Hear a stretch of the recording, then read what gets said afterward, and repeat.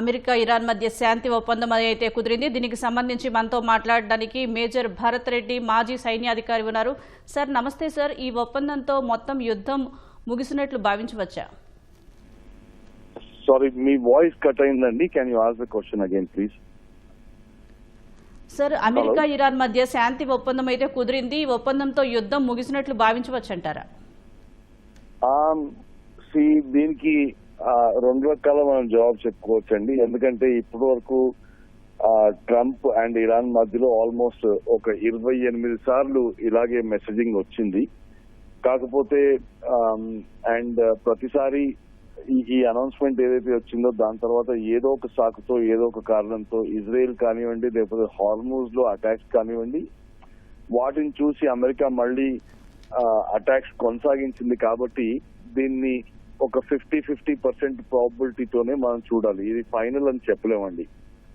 రెండోది ఏంటంటే, ఇప్పుడు జరిగిన సంభాషణలు ఏవైతే జరిగావో అవి కేవలం ఒక మెమొరాండమ్ ఆఫ్ అండర్స్టాండింగ్, ఒక MOU మాత్రమే జరుగుతోంది. ఒక పీస్ ట్రీటీ జరగట్లేదు ఇక్కడ. సో ఈ మెమొరాండమ్ ఆఫ్ అండర్స్టాండింగ్ తో వాళ్ళు ఒక 60 రోజులు విరమణ చేసుకొని ఈ 60 రోజుల్లో వాళ్ళు టెక్నికల్ నెగోసియేషన్స్ చేసుకొని ఆ తర్వాత ఒక శాంతి ఒప్పందానికి వస్తారు. సో అది అయ్యేంత వరకు మనం ఇది అయిపోయింది అని మాత్రం అనుకునే ఆస్కారం లేదండి. సార్, అలాగే మరి ఇప్పుడు ఇకపై ఆయిల్ కష్టాలు తీరతాయని భావించవచ్చంటారా? ఆయిల్ కష్టాలు కూడా నేను ఈ 60 రోజులు దాని తర్వాత ఇంకా పైన, and I will tell you the reasons why అండి. ఇప్పుడు ఏదైతే ఆయిల్ షిప్స్ ని ట్రాఫిక్ ఏదైతే ఉందో అది ఒక 5-10% కి పడిపోయింది.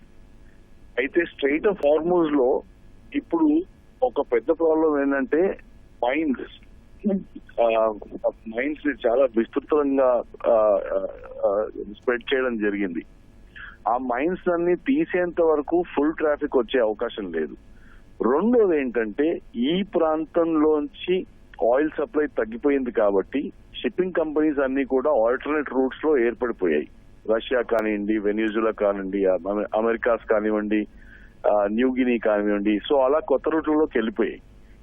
ఆ కొత్త రూట్లలోంచి మళ్ళీ ఈ షిప్స్ ని వాపిస్తే మనం తీసుకొచ్చి ఇక్కడ 100% ఆయిల్ మనం సప్లై మొదలు పెట్టడానికి కనీసం 6 నుంచి 8 నెలలు పడుతుంది.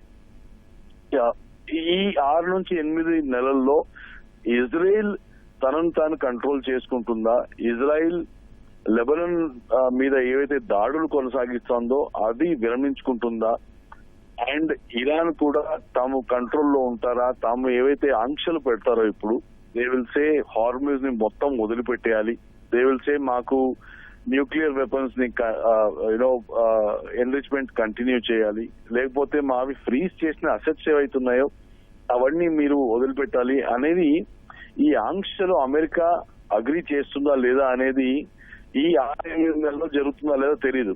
కాబట్టి షిప్పింగ్ కంపెనీస్ కూడా చాలా జాగ్రత్తగా వ్యవహరిస్తాయి ఇప్పుడు. సో ఇవన్నీ చూస్తే ఆయిల్ అన్ని సక్రమంగా జరిగితే ఆయిల్ సర్దుబాటు జరిగే అవకాశం ఉంది, కానీ దానికి ఇంకో 6 నెలలు పడుతుందండి. సరే, అలాగే ఇప్పుడు హర్మూజ్ జలసంధిని మరి వెంటనే తెరిచే అవకాశం ఉందంటారా? ఐ థింక్ సో అండి. ఎందుకంటే నిన్న ట్రంప్ ఒక ట్వీట్ పెట్టారు. ఆ ట్వీట్ లో ఆయన చాలా క్లియర్ గా చెప్పారు, హార్మూజ్ జలసంధిలో మేము పెట్టిన బ్లాకేడ్ ఏదైతే ఉందో మేము తొలగిస్తున్నాము, మా షిప్స్ అన్ని కూడా మేము వెనక్కి తీసుకుంటాము ఆయన చేశారు. సో అలా చేస్తే ఇరాన్ కూడా హార్మూజ్ ని కంట్రోల్ చేసి టోల్ ట్యాక్స్ తీసుకొని వదిలిపెట్టే పద్ధతి కూడా ఆగే అవకాశం చాలా ఎక్కువ ఉంది. సో హార్మూజ్ జలసంధి ఓపెన్ అవుతుంది, కానీ హార్మూజ్ జలసంధి ఓపెన్ అవ్వడంతోనే ఫుల్ షిప్పింగ్ కంటిన్యూ అవుతుంది మాత్రం చెప్పలేము. ఎందుకంటే ఇప్పుడు దుబాయ్ కానివ్వండి, లేకపోతే అదర్ గల్ఫ్ కంట్రీస్ లో ఆయిల్ ప్రాసెసింగ్ ప్లాంట్స్ ఏవైతున్నాయో అవి కూడా దెబ్బతిన్నాయి. సో ప్రొడక్షన్ అప్ కావడానికి, ఆ తర్వాత షిప్స్ వచ్చి ఆ ప్రొడక్షన్ ని తీసుకొని బయటకు రావడానికి మాత్రం మీకు 6 నుంచి 8 నెలల టైం పట్టొచ్చండి. సో రోడ్లు తెరుచుకుంది, ట్రాఫిక్ రావడానికి టైం పడుతుంది. That's what it is. Thank you sir, మీ అభిప్రాయం తెలియజేసినందుకు.